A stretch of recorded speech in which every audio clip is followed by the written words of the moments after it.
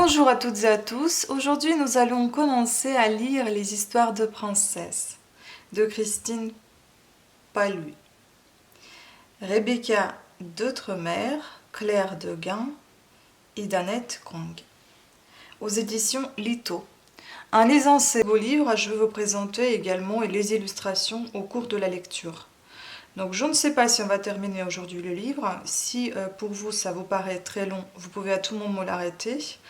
Sinon, vous pouvez continuer à écouter tout le long de cette vidéo présentation de lecture de ce beau livre, toutes les histoires. Sinon, vous pouvez tout aussi bien les arrêter, enfin arrêter cette vidéo et continuer le jour suivant. Voilà, donc à vous de voir. Je pense que je vais faire en continu. Il y aura beaucoup d'histoires de princesses avec ce magnifique livre. Donc ici, vous allez voir, je ne sais pas si on a une sommaire.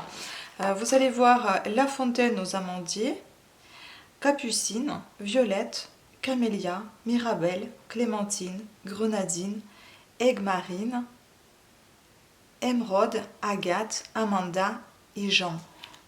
Voilà, donc on va commencer. Il y a 108 pages en tout avec de belles illustrations. Commençons.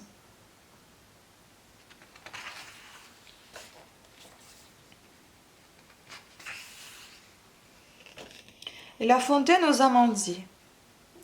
Il y a de cela fort longtemps, dans un pays lointain, le roi Guillaume et la reine Iris s'aimaient de l'amour le plus pur.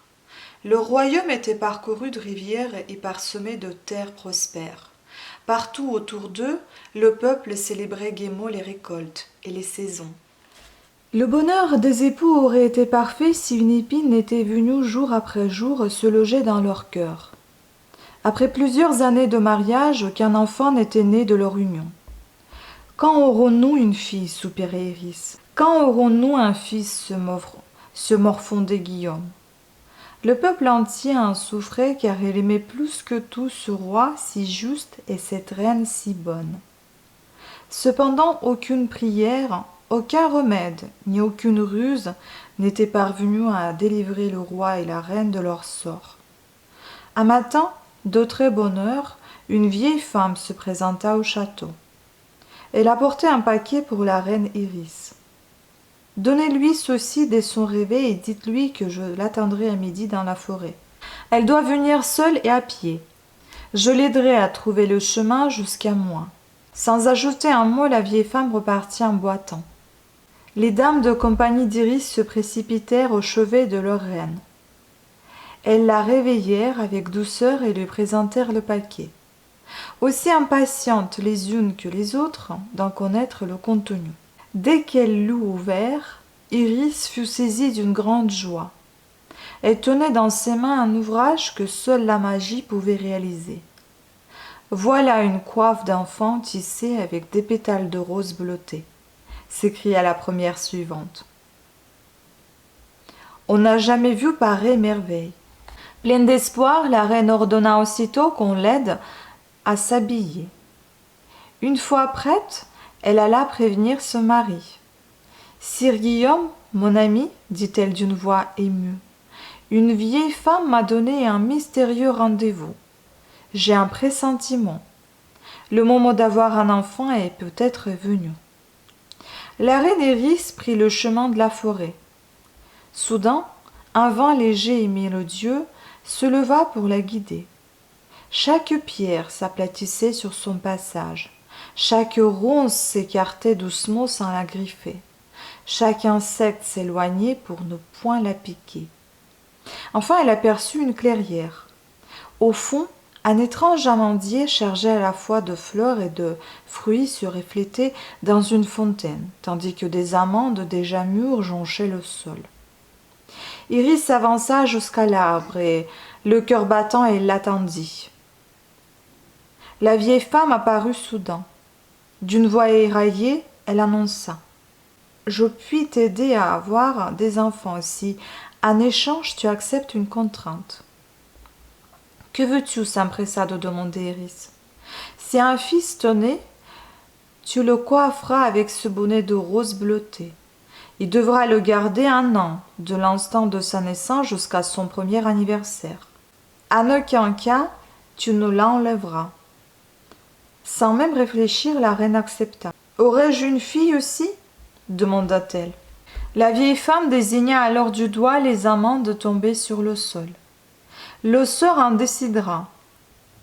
Casse une de ces amandes. Son fruit te révélera le secret de ta grossesse. » Iris obéit. Une fois brisée, la coque laissa apparaître un bois clair et 3 petits fruits délicats. « Dans quelques mois, tu auras 3 filles, belles et fraîches, comme des fleurs de printemps, » annonça la vieille femme. Le cœur d'Iris se remplit de joie. Elle pensa alors à la coiffe. « Aurais-je un fils ?»« Je l'ignore. Ramasse une autre amande pour le savoir, » répondit la vieille. La reine Iris se précipita sous l'amandier.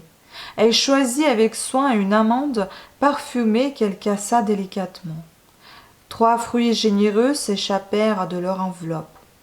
La voix de la vieille se fit presque impatiente. « Tu as de la chance. Voilà 3 filles douces et gaies comme des fruits d'été. »« 6 filles, c'est bien, sourit Iris, mais mon garçon... » Choisis encore une amande, siffla la vieille. Cette fois-ci, la reine regarda chaque fruit et fit son choix. Au premier coup de pierre, la coque très dure ne se brisa pas. Puis à nouveau 3 fruits sortirent d'une coquille blonde. « Ce n'est pas un garçon, Iris. 3 filles à la force et à l'intelligence aussi vive qu'un diamant naîtront un jour d'automne. Trouve ton fils maintenant, le temps presse. » La reine, tout à sa joie, courut chercher une belle amande qu'elle choisit brune à la loure solide. Sous le coup de la pierre, un seul fruit généreux et gonflé d'orgueil en sortit. « Voilà ton garçon, ma reine. Il naîtra donc après ses 9 sœurs. C'est à lui que tu mettras la coiffe bleutée. Va, rentre au château. Nous nous reverrons à sa naissance. » La reine vit son ventre s'arrondir. Par un beau jour de printemps naquirent 3 petites filles, charmantes, fines et délicates comme des fleurs. On les nomma Capucine, Violette et Camélia. 15 mois plus tard, en plein été, Mirabelle, Clémentine et Grenadine, princesses éblouissantes aux joues rondes et aux teints dorés, virent le jour. Puis, un soir d'automne, le château salua l'arrivée d'Aigmarine, d'Émeraude et d'Agathe. L'éclat du diamant brillait dans leurs yeux. Leur bouche avait la couleur subtile du rubis. On ne compta plus les fêtes dans le royaume. Le roi Guillaume et la reine Iris offrirent à chacun des 9 princesses une nourrice attirée autant de jouets et de caresses qu'il y avait de feuilles aux amandiers. Enfin, par une froide nuit de décembre, la reine Iris donna naissance à un garçon bien fait et vigoureux. On le nomma Jean, et aussitôt on lui mit sa coiffe de rose bleutée. Pour fêter le bonheur d'avoir 10 enfants, le roi convoqua 100 musiciens, fit rôtir 1000 cochons et invita 10 000 convives au banquet qui dura 10 jours et 10 nuits. Au cours du 10e jour, la vieille femme se glissa jusqu'à la chambre de la reine. Iris baignait son enfant. À la vue du petit Jean, tête nue, la sorcière entra dans une rage folle. « Tu m'as désobéi. Embrasse ton fils pour la dernière fois, ingrate. » Iris se jeta à ses pieds. « Ne le prends pas. J'ai ôté cette coiffe pour ne point l'abîmer. L'eau du bain l'aurait flétri. »« Regarde, supplia-t-elle, en se relevant, je le coiffe à nouveau. » La vieille femme eut un rire grinçant. « Je te laisse une chance. Dans 15 ans, lorsque je reviendrai, seul ton fils vivra encore au château. Chacune de tes filles se sera mariée au cours d'un mois différent de l'année. Capucine commencera au mois de mars et les noces de la dernière-née, Agathe, auront lieu en novembre.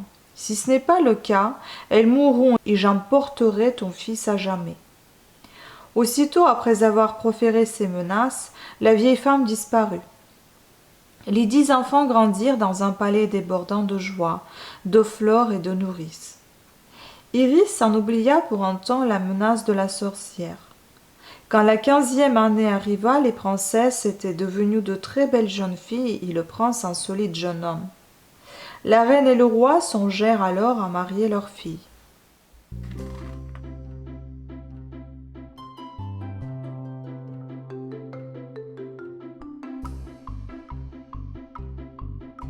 Pour ses 18 ans, au mois de mars, la princesse Capucine effectuait son premier grand voyage à travers le royaume. À chaque ville traversée, le peuple fêtait la jolie princesse en jouant pour elle sa musique préférée. Bien installée dans son carrosse, Capucine venait de s'endormir. La simple robe jaune qu'elle portait mettait en valeur ses cheveux noirs comme l'ébène. Son chapeau assorti était piqué de jonquilles parfumées. Assis face à elle, Paulin de Croquignolet, valeureux chevalier, sentait son cœur se consumer.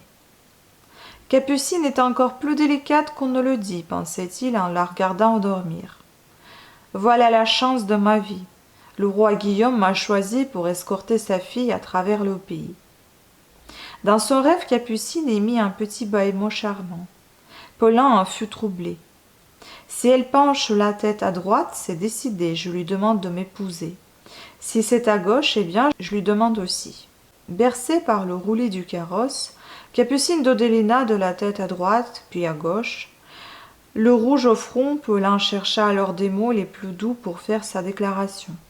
Il fut interrompu par des cris suivis des hennissements. Le carrosse s'arrêta soudain et repartit aussitôt à vive allure. Paulin passa la tête par la fenêtre. Un homme, surgi de la forêt, venait de prendre la place du cocher. Bouillonnant de courage, Paulin de Croquignolet ouvrit la porte et s'agrippa pour escalader le carrosse. Il arrivait près de l'inconnu quand une branche trop basse le déséquilibra. Il roula dans le fossé, entendit l'appel désespéré de Capucine et perdit connaissance. Quelques minutes plus tard, le carrosse s'immobilisait devant un château. Le ravisseur conduisit Capucine au seigneur des lieux et s'inclina. « Monsieur le comte, voici la princesse. » Ralph de la Brutaire, un gros homme rouge à l'air mauvais, parut satisfait. Il eut alors pour la princesse un sourire mielleux. « Princesse Capucine, je vous épouse. »« Voulez-vous mon avis ?» demanda Capucine. Ralph de la Brutaire éclata d'un gros rire d'ogre. « Plus tard, lorsque nous serons mariés. À moi votre richesse, princesse. »« Et si je refuse ?» lança Capucine, les yeux lançant des flammes. « Vous ne refuserez pas, on me l'a dit. Vous devez vous marier à la fin de ce mois, où une sorcière prendra votre vie. Me voici, ma douce, prête à vous sauver. » La princesse croisa les bras pour riposter. « Vous êtes fort aimable, mais c'est non. Vous serez ma femme avant midi, affirma le comte en serrant les poings. Allez vous préparer. » Le valet conduisit Capucine dans une pièce grise où une robe blanche l'attendait. Enfermée, la jeune fille se précipita au balcon, vit la campagne à perte de vue et éclata en sanglots. Une fois calmée, elle échafauda un plan. Tout d'abord, elle demanda à voir le comte. « Désolée, la route m'a fatiguée, je n'avais point réalisé l'honneur que vous me faites, » lui affirma-t-elle dans une révérence. « Je vous épouserai. Cependant, » le comte de la Brutaire fronça les sourcils. « Quoi? Êtes-vous assez riche pour offrir un repas de noces ?»« Bien sûr, mais demain, » répliqua-t-il en riant. « J'en ai toujours rêvé, me voilà rassuré. Et seriez-vous assez fortuné pour m'offrir 10 tenues? J'en ai assez de porter cette pauvre robe jaune. »« Évidemment, répondit le comte surpris. « Merveilleux. Alors je vous dis oui, 3 fois oui. Par pitié, ne changez pas d'avis, même lorsque vous connaîtrez la vérité. Valet, donnez-moi un instrument de musique et ramenez-moi vite dans ma chambre. J'ai juste le temps de composer un chant pour honorer mon futur mari. » Capucine s'en alla en virevoltant, laissant Ralph de la Brutaire désorienté. Lorsque son valet revint, il ordonna. « Coltonerez à la porte de cette petite sotte. Je veux savoir ce qu'elle me cache. » Pendant ce temps, Paulin de Croquignolet, revenu à lui, suivait le chemin. Découragé et les vêtements froissés, il ressemblait plus à un homme du peuple qu'à un prince. Il trouva une jonquille, puis une autre, et puis loin encore une troisième. « Cette princesse est merveilleuse, pensa-t-il. Elle a semé une à une les fleurs de son chapeau pour que je suive pour que je suive sa trace.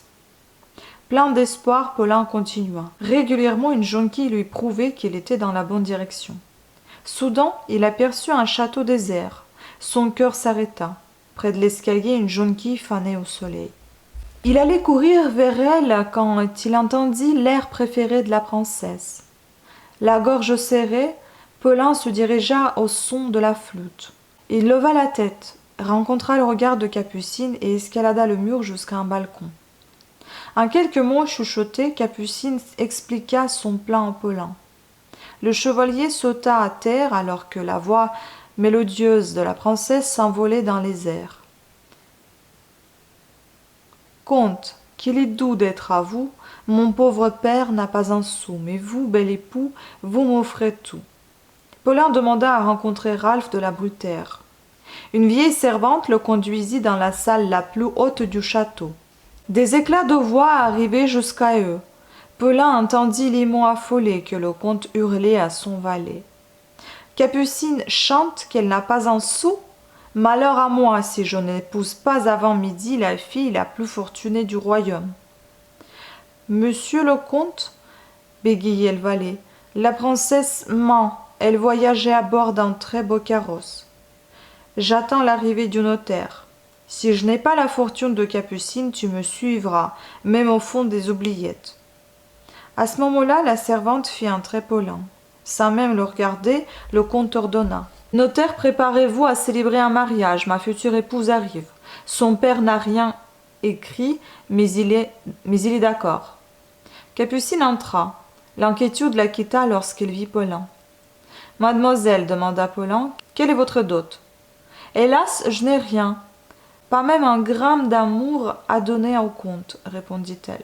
« Monsieur le comte, reprit Paulin, la princesse n'a point de fortune, vous n'avez point son amour et je n'ai point l'accord écrit de son père. Comment voulez-vous que je vous marie ?» Le comte menaça, tempêta, mais rien n'y fit. Le temps passait. Imperturbable, Paulin refusait de célébrer ce mariage. Soudain, la pendule carillonna. Lorsque les 12 coups de midi eurent sonné, des hommes tambourinèrent à la porte du château et arrivèrent en force. À leur tête, leur chef demanda. « Comte de la Brutaire, êtes-vous enfin capable de payer vos dettes de jeu ?»« Je l'aurais été, tonna Ralph, si j'avais pu forcer cette Péronnelle à m'épouser. » Les hommes empoignèrent le comte. Il finit ses jours dans les oubliettes d'un château voisin.